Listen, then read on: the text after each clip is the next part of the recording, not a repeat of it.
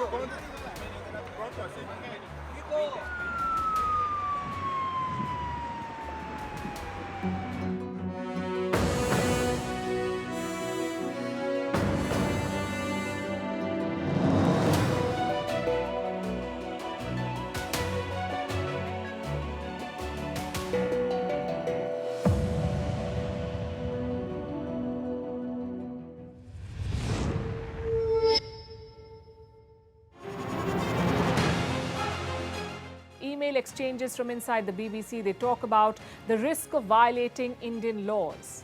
It's easier to rake up the freedom of speech debate, but does it give anyone a free pass to knowingly violate the law? America supports India because it needs India's support in return. And India is working with the US because it suits India's interests. This is how geopolitics works. Last night, he diffused a crisis with his defense minister. But today, Netanyahu was confronted with a new problem. His cabinet seems to have rebelled against him. The UK is looking at the Indian subcontinent to fill its coffers. That India seems to be negotiating from a position of power, like a partner and not a former colony.